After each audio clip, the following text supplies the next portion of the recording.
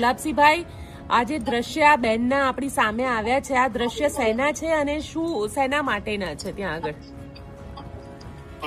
આ જે છે બેન, આજે એમને તાલુકા પંચાયતના સદસ્ય છે, એમને ડિલિવરી છે, ડેટ છે અને પહેલા 25 તારીખે ચૂંટણી હતી. ચૂંટણી 25 તારીખે રદ કરીને હવે 27 તારીખ આપી. 27 તારીખે પણ સવારના 11:30 વાગ્યાના બેન અહીંયા આવેલા છે. ડિલિવરીનો પેન છે, તેમ છતાં ચૂંટણી યોજી નહીં અને ચૂંટણી અધિકારી ફરતી 3 વાગ્યા સુધી મોકૂફ કરીને જતા રહ્યા છે.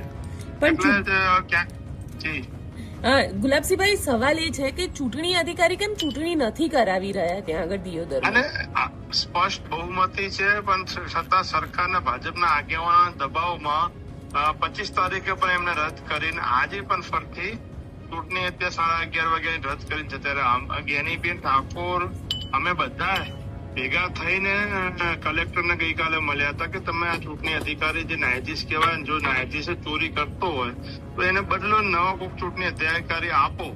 પણ તેમ છતાં એમને ચૂંટણી અધિકારી બદલ્યા નહીં, એમના ઈ જ મૂક્યા. અને અમને સવારના પણ એવી હતી શંકા કે ચૂંટણી અધિકારી હાજર નહીં રહે, ત્યારે પણ સવારના કલેક્ટરશ્રીને અમે ફોન કરીને જાણ કરી, પણ કે ના, કે ચૂંટણી અધિકારી બદલાશે નહીં ને એ હાજર રહેશે, ચૂંટણી કરાવશે કે એમને, અને એવું કઈ હશે તો અમે કહીશું. પણ સવારના 11:30 વાગે કે ચૂંટણી અધિકારી પાછા ના આવ્યા એટલે ફરતી કલેક્ટરને ફોન કર્યો તો કે હવે એમની તબિયત ખરાબ થઈ ગઈ છે, હવે 3 વાગ્યા સુધી ચૂંટણી મુલતવી, કે 3 વાગે જો એમની તબિયત સારી થશે તો ચૂંટણી યોજશે.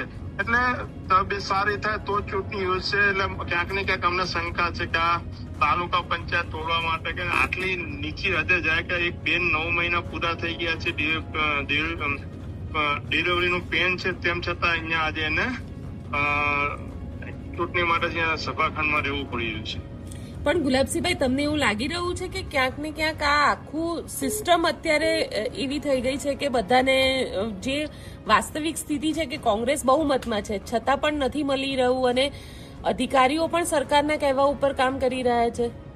હા, પૂરેપૂરું આ ચૂંટણી અધિકારીએ પણ એ જ કામ કર્યું છે અને જિલ્લા કલેક્ટરને પણ આ બાબતે અમે રજૂઆત કરી, તેમ છતાં એમને ચૂંટણી અધિકારી નામ બદલે એ નહીં રાખ્યા ને અત્યારે સમય પર ચૂંટણી અધિકારી પણ નથી હાજર ને અમે કલેક્ટરને સવારના ફોન કરીએ છીએ તો કે તમે કોઈ નવા ચૂંટણી અધિકારી મૂકો, પણ એ પણ મૂકતા નથી કે એ આવીને કરાવશે. હવે એમની 3 વાગે તબિયત સુધરે તો ચૂંટણી કરાવે, અને જેમ અત્યારે ખોટો નાટક તબિયત ખરાબ કરી એવું ને એવું કરે તો 3 વાગે પણ ચૂંટણી થવાની નથી.